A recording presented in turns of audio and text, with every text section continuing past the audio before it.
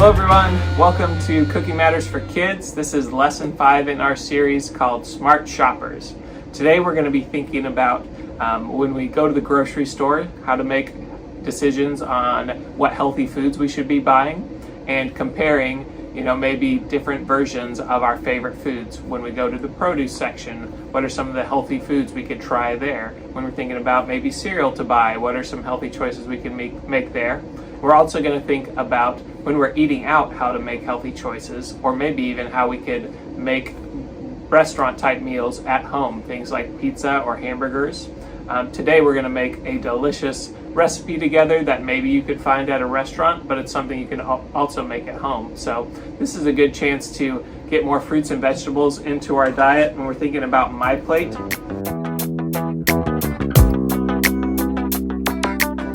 All those meals you like to eat at a restaurant are things you could also make at home, and you could maybe make them more healthy. So how could you add more fruits or vegetables to your pizza?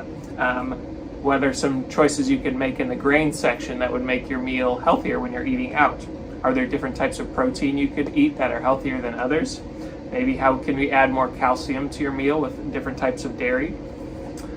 Just because we're eating out doesn't mean that our food can't be healthy, and so today we're going to practice some of those skills that make our food both enjoyable and good for our bodies.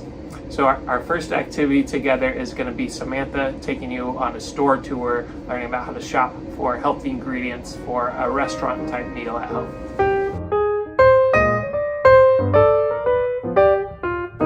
Hello everyone, and welcome to our pretend grocery store tour. You'll see behind me that I have examples of each of the sections of a grocery store tour here. We have our fruits and vegetables. We have our grain department. We have protein and dairy. And we'll go through each of these. But first, we need to know what we want to shop for, right? Well, for today, we are going to pretend to go to the grocery store and shop for our own burger ingredients. And maybe we'll throw some side of fries in too. All right, are you ready to go to the store with me? Let's do it. So, walk into the store. I'm going to run to the fruit and vegetable department first. So on our list we have lettuce, tomato, and sweet potatoes in our fruits and vegetables. If you want to add a different type of fruit and vegetable on your burger, go ahead. Go for it, be creative. Sometimes I like to chop up onion and throw it in my meat. But it depends on what kind of burger you want. So our fruits and vegetables, of course, have lots of vitamins and minerals in them. So the more fruits and vegetables you add to your burger, the better for your body. And honestly, sometimes you can just chop up some vegetables, put it in the meat mixture. You don't even know it's in there. If you don't like that particular veggie raw, you might like it chopped up and put into some burgers. Awesome. So we got what we needed in our fruit and veggie department. Let's keep walking all the way to the back of the store, and we reach our protein section. You can find fish, meat. Today we are looking for ground beef. Now it's important when you're looking at your ground beef, there's a percentage at the bottom. Have you ever looked at a ground beef package and noticed a percent? It's called percent lean, percent fat. Sometimes it looks like 80-20, 70-30, 90-10. They all add up to 100. The first number is lean, the percentage of just the meat in the burger. And then the second number is the percentage of fat in that burger.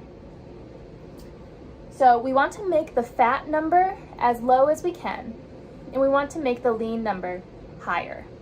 So in this case, I might choose an 80%, 10% ratio, or I might choose a 90-10 ratio.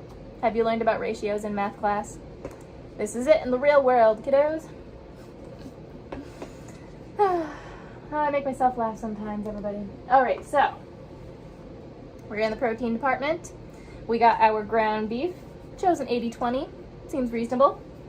Okay, let's keep walking. Or dancing, I guess. All right, going down a side aisle. Want to pick up my pickles? Good. What else? We need, that's why I have a list. We need eggs and breadcrumbs and buns. All right. So we're out of that side aisle. Let's keep going into the back of the store. You'll notice that the edges of the store are the healthiest things.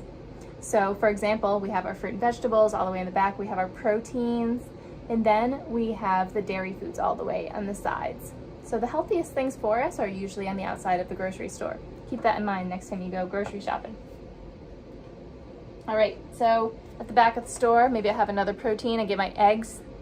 What else do I need? I need my buns. So I'm walking, got my protein. Let's go down another side aisle. We need to go to grains. All right, walking to the grains. There are so many different types of grains in our grain aisle. Today we need buns. What kind of buns do I want to choose? Would I rather choose white or whole wheat buns? What do you think? I want to choose the whole wheat buns. Whole grains are very healthy for our bodies because whole grains include every part of the grain seed. You'll see this is an example of a grain seed. Now what happens to make buns is these seeds are grinded up in a factory. They make flour with them. That flour is combined with water, maybe some eggs, some yeast, and they get made into buns. The difference between a white bun and a whole wheat bun is how much of the seed is saved after it's turned into flour. So this is an example of a whole wheat seed. Our whole wheat buns, burger buns, are made with all 3 layers of the seed. The bran, which gives us a lot of fiber. The endosperm, which is starchy, it gives us energy. And then the germ, which contains a lot of B vitamins and other nutrients that are good for our blood and our skin. Our white burger buns, on the other hand, are just made with that middle endosperm layer. So it removes the fiber of the bran, it removes the vitamins of the germ, and it leaves us with that just starchy endosperm, which is basically just energy for our bodies without that fiber and vitamins and minerals. So when we're at the store, I want you to look for those whole wheat products. Do you remember how to find out if a grain is a whole grain at the store? Say I picked up a burger bun package. I want to look at the back of that package, and underneath the nutrition facts is the ingredients list. Look at the first ingredient of that ingredients list and see if it says whole grain, blah, blah, blah, whole grain wheat, or 100% whole wheat, something like that. That will tell you that it's a whole grain food. If the first ingredient says unbleached enriched flour, that is not a whole grain product. All right, so I'm in the grain section. I've picked up my whole wheat burger buns, put them in the cart. I'm on my merry way. Now I want to stop really quick at the dairy section. Okay, we're at a dairy section. What do I need for my dairy in a burger? The cheese. The cheese I put on top of burger is dairy. Dairy, do you remember what's inside of dairy that I need? It's a mineral, and it's called calcium. Calcium is very important for our bones and our teeth to stay strong. So we're in the dairy section. We get I like sharp cheddar cheese, so I'm gonna get some sharp cheddar for my burger. And I think that concludes our grocery list. We've gotten everything we need to make our own homemade burgers rather than getting takeout burgers. Anyway, I think we've walked around the entire store. That's some great physical activity too. We have all the ingredients we need to make burgers, and we're ready to go. We purchased all of our ingredients, or maybe your parents do, I don't know. And we're on our merry way. Cool. Well, thank you friends for joining me on our store tour today. Hope you learned a little something. And maybe the next time you decide you want some takeout food, maybe think about ways you can make that takeout food at home to make it even healthier for your body. All right, let's head over to Sam now, who is going to do a fun recipe with you.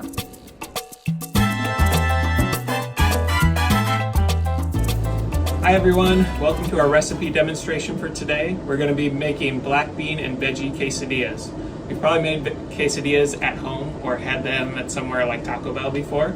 So this is kind of a combination of a fast food recipe that we could also make at home and maybe add some extra vegetables in or whatever to make it more healthy. For example, today for our tortillas, we're gonna be using a whole wheat tortilla. We have some cheese that's reduced fat, so it cuts back a little bit on saturated fat, and we're going to be putting a lot of vegetables in there. To start off this recipe, I'm going to turn on my skillet and get that warming up while I do some chopping. First thing I'm going to do is chop up this summer squash.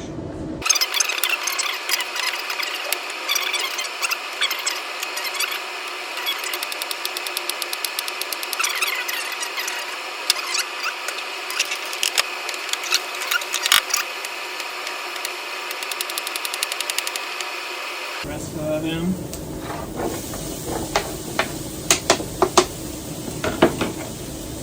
Now this next ingredient is optional, but I really like onion as a great smell and flavor, so I'm going to add a little small onion to this mixture.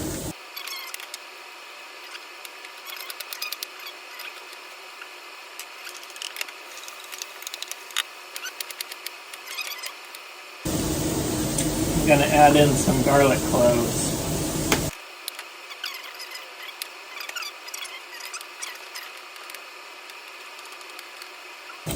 Off to a good start. We already got 2 vegetables, the onion and the garlic, and some fruit, because our summer squash has seeds in it, so we know it's a fruit. Now I'm going to add some spinach. And you'll see this is going to cook down really small, what we call a wilting. Just kind of means it'll shrivel up as it cooks. Do about half that spinach.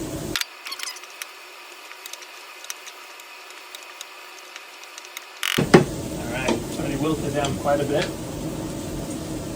I'm going to finish off with a couple of seeds. I have corn in here, which is a grain, right? And then black beans, which are a protein, but they're actually both seeds, right? You can plant these to grow more plants. Seeds have lots of fiber and protein in them.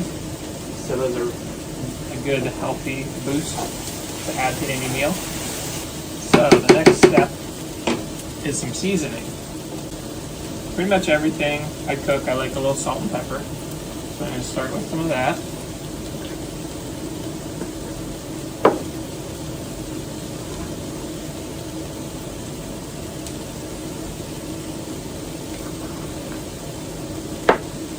Then I'm going to throw in some onion powder and garlic powder. These just give it a boost of seasoning without adding more salt, right? We don't want to add too much salt to our food, so we can use herbs and spices to give them a flavor boost without putting a lot of extra salt. And then my favorite seasoning for dishes like this is cumin. So cumin is the classic kind of taco seasoning spice. You'll definitely recognize it if you've ever made tacos or burritos at home before. Gives everything a nice, rich flavor. Cilantro here.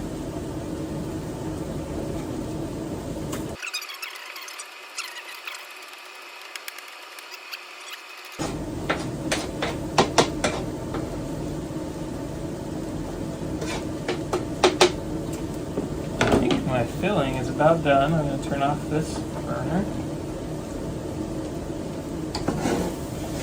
Mix around for a minute.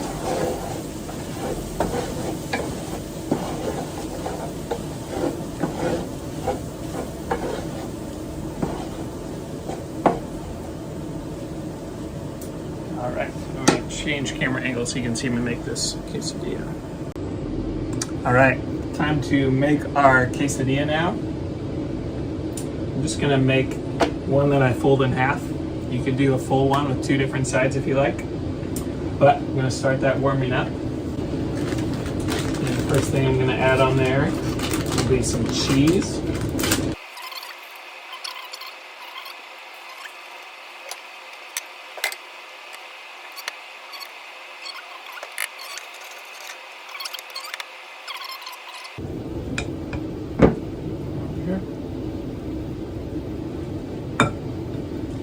Now I'm going to carefully fold this up. Close that there. Alright. Now I'm just going to toast this side. Once I notice nice and toasty on the bottom side of my quesadilla here, then I will flip it over. Toast the other side. We'll be ready to enjoy it.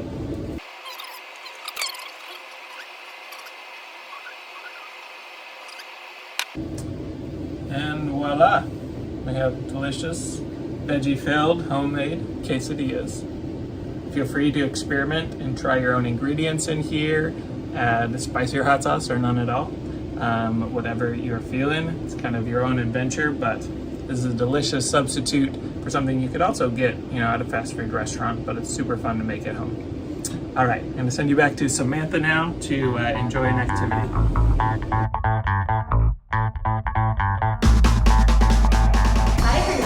And welcome to our activity portion of the Snap Ed lesson today. So, does anybody know where I am? I am at the AYCC. And today, I'm going to show you how I like to swim. So there's two pools here at the AYCC. There's a therapy pool, and then down the way here is the lap pool. I'm going to be showing you how I swim in the lap pool, but there are so many fun toys in here to play with. And whether you're splashing around and playing in the water, doing laps, or whatever else it is, swimming is a really great way to use our muscles.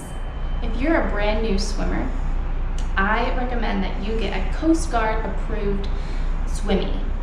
Have you ever seen them? They have a fun little picture on the front and they click around your midsection here. And it's a really safe way to learn how to swim. And make sure a lifeguard and parent are there watching you too. So I wanted to show you guys some equipment you could use while you swim, either to get a better workout or to help you swim. The first thing is flippers. Have you ever used flippers before? They give you a really good leg workout in addition to your core muscles. So I really like to use flippers when I want to go really fast in the water. Another piece of equipment are these. Do you know what these are? They go in your hands and they help you pull the water even more so you can go even faster. How about this? This is a kickboard, and it helps you stay buoyant or float in the water. And when I use it, I get a leg workout because I hold this in the water and I kick and kick and kick and kick, make lots of splashes. This one is called a pull buoy, and it goes in between your legs. Put it in between my legs here. I keep them there, and I use my arms to pull the water. So I'm not moving my legs at all. I just pull, and I get a really good arm workout. So let's get started. I'm gonna wear my mask for safety until I get in the water.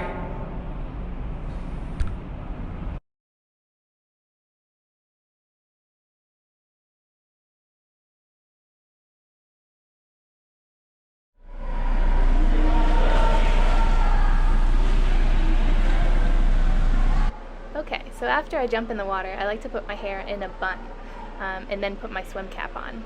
My swim cap is just a stretchy kind of hat that I wear when I swim, and it helps me go faster in the water.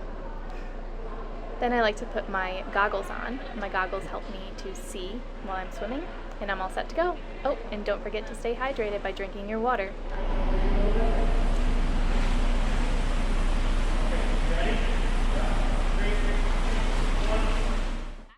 Come on in, the water's fine. Yay, welcome to the deep end with me. Now that you're in the water, I want to show you 3 different types of swimming, or 3 different strokes I like to use. The first one is called the doggy paddle. Notice I'm swimming just like a puppy. I'm making small circles with my arms, and notice my hands are cupping while I swim. My body is nice and straight and I'm kicking with my legs. Next up is the breaststroke. With my arms, I reach them out as far as they can go, and then I make a big circle with a scoop at the end, like I'm scooping up my favorite snack. As I reach out again, I kick my legs like a frog. The last stroke I want to show you is the most advanced of the three, and it's called front crawl or freestyle. When I do the front crawl stroke, I alternate my arms. This means that while one arm is out of the water, the other arm is in the water at the same time. Watch my left arm as I dip it into the water, then push it right down my side before I lift it back up and out of the water again. While I'm pushing the water with my arms, I'm also making little kicks called flutter kicks. You don't have to learn all these fancy strokes though to swim. Just stick with the basics. Float, tread water, kick, use your arms, use some pool toys. The most important thing though when I swim is just have fun.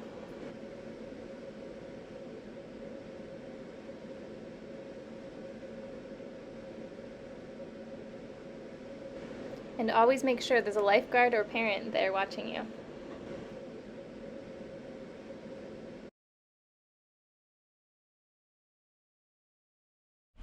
Well, thanks everybody for joining Cooking Matters. Today we talked all about how you shop for fruits and vegetables at the store. We did lots of other things, lots of other fun things together.